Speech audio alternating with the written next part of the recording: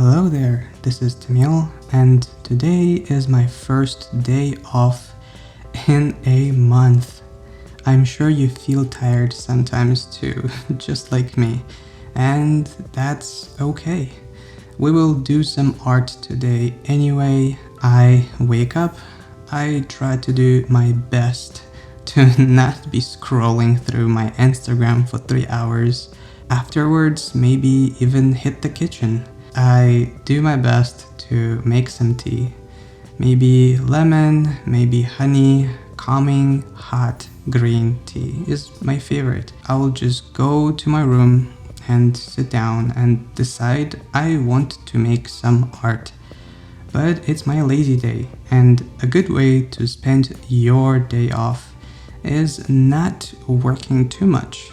Do something relaxing.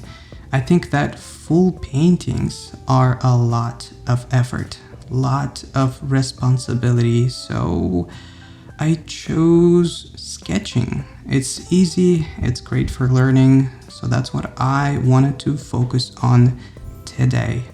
I will do it in Clip Studio Paint. I will share some major advices that I wish I knew when I was starting out. It's always a good start with the basics. How do you sketch traditionally? Well, we need paper and a pencil. So we can start with that, of course. Digital is great, it's my favorite thing. But how can we make it feel more traditional? First tip to use is paper texture. I have scanned 2 high quality paper textures for this video. Yes, they are available for download on my Gumroad, and yes, they are free for you. And one is just a regular paper, and the other is a sketchbook. It's a tiny, cute sketchbook. We can draw on top of that so that it feels like you are doing it traditionally. And secondly, we need a pencil brush. Well, there are many cool pencil brushes in Clip Studio Paint assets. Lots of them are completely free.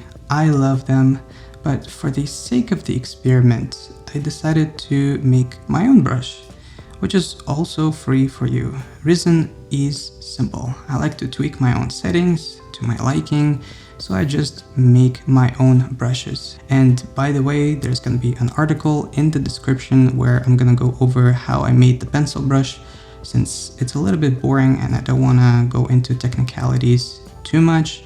So hopefully it'll be helpful, but in any case, you can just download it for free. Well, now we have our canvas. Usually I want something that is at least 2000 pixels to start off. We can throw our paper texture on top and just start away. But wait, of course, I have art block. I do not know what to draw per usual. Well, it's my relaxed day, so let me just sketch something that I personally enjoy, and it is completely up to you what you want to draw. It could be cats, or food, or cat food, or cats, or dogs, or even maybe plants, and there's so many options. I painted landscapes for a long time. For my last year though, has been all about learning anatomy and drawing faces, so I can just start with portraits. I'm not that good with them still, but it's a good direction to go if you're not sure what you want. I'm a basic artist. I usually just go to Pinterest. I scroll through lots of cool images and just make a mood board of stuff I like to draw for later. There are a lot of options out there, and I honestly wanted to make a separate video just for how to pick cool references for Pinterest, because there is a few tricks and tips that I have learned, so let me know in the comments if you would want to see that video. Well, I have portrait references ready. My Clip Studio Paint is also ready. I can start sketching away. So what are some good ways to start sketching? Well, if you're trying to do pencil sketching, I highly recommend to not use pure black. I know it seems like a no-brainer, but real pencil is not black. If you ever scanned a pencil drawing, you know it's more of a really dark gray. Sometimes it's even a little bit purple or blue, and it really depends on what kind of light is in your room. Plus, you want to leave some room to make it darker in the future, if you want to bring some contrast to it. So, tip for the pencil, don't use black. Next is kind of contradicting the first one, but I'm still gonna share it. I know most people do gray, but if you choose color, it could be any color you want, right? Well, in my personal opinion, red and blue are a really good pick. I love sketching with those colors.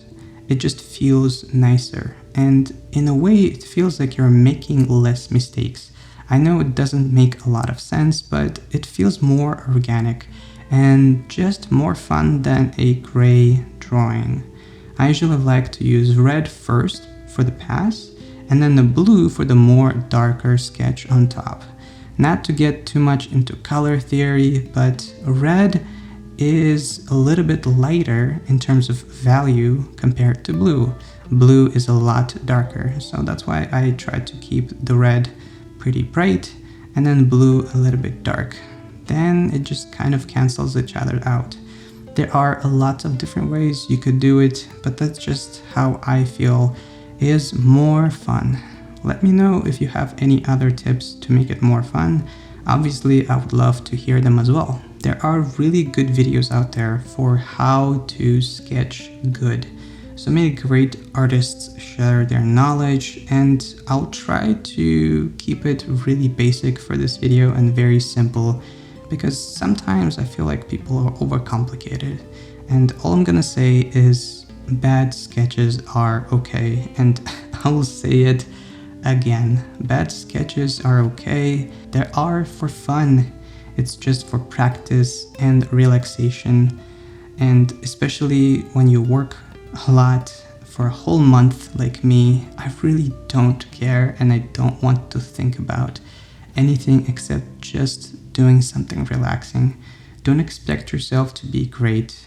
Try to do your best, to just enjoy it, be free, feel the sketch. You can finish the sketch at any moment you want. And if you don't like it, just move on to the next, or just keep working on the same one for a longer time. Don't feel pressure of finishing though. That is my favorite part about it. Just focus on the big shapes, try to not overcomplicate it, and I think it's important to feel the essence of the reference. What is the emotion that you feel when you look at the reference? Is it sadness? Is it maybe like a wow effect? Like, damn, that looks beautiful. It's up to you to share that feeling with the world. If I'm doing a portrait, for example, I try my best to make the faces more emotional, make the face features stronger and bolder. Even if it's not gonna look like the original photo, I still want to exaggerate it.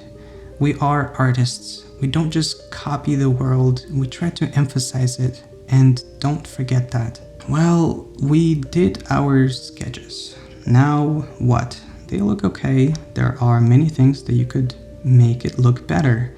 Even if the drawing is finished and you're not sure if you like it or not, you can always depend on the good old caveman tricks. They are super simple and so effective. Almost feels like cheating sometimes, in my book at least.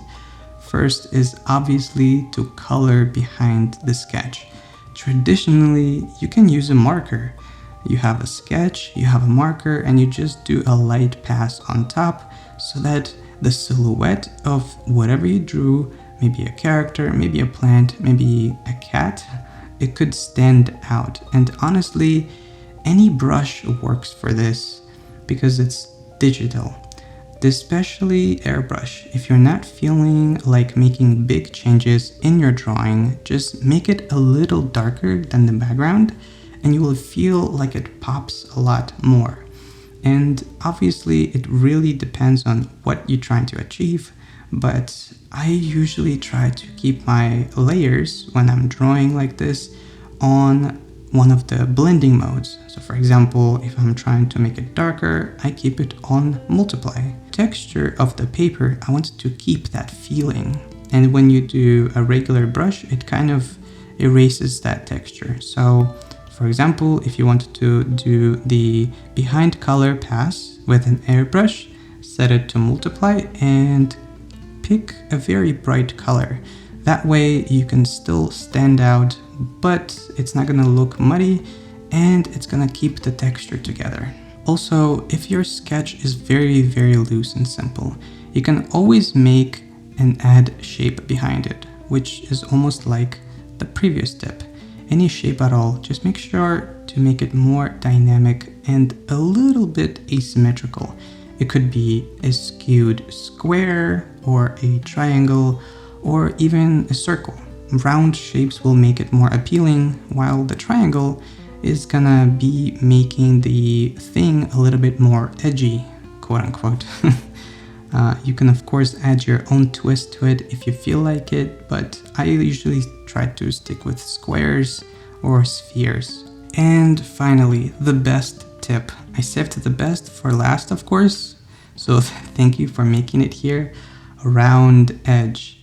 It could be made with white or very dark color depending on your style and your preference. It will make your entire sketch pop. Just add another layer on top and go over with the edge of the drawing with a hard brush. It does not have to be pencil brush. Traditionally, we do ink pens, right? But it could be more blurry if you chose to. It makes the drawing stand out and feel more alive. I overuse it a lot, but it's my favorite technique when sketching and it's my guilty pleasure. Well, that is about it for this video. There's so much more I can talk about, so many things I left out, but I feel like the video is way too long already, so I really appreciate you watching. You could share this video or give it a like. It will help me tremendously. All the sketches, time-lapse, brush, and paper texture are all free on my Gumroad to download, so have fun with it. Just don't sell it, please. Just keep it free for everyone. That's all I want. And if you feel like tipping me just a few dollars, maybe $1 or $2, that's also appreciated. It will buy me a coffee, maybe even a meal, though of course it is not required. And to be honest, all I want is for you to pick up a pencil or a stylus and draw today. Even if it's for 5 minutes before bed. You can also check out the written article for this tutorial on Cube Studio Paint tips, link in bio. Thank you for your time. I greatly appreciate you. If this video helped you in any way, I would love to hear it in the comments. Happy painting, and I hope you learned something today.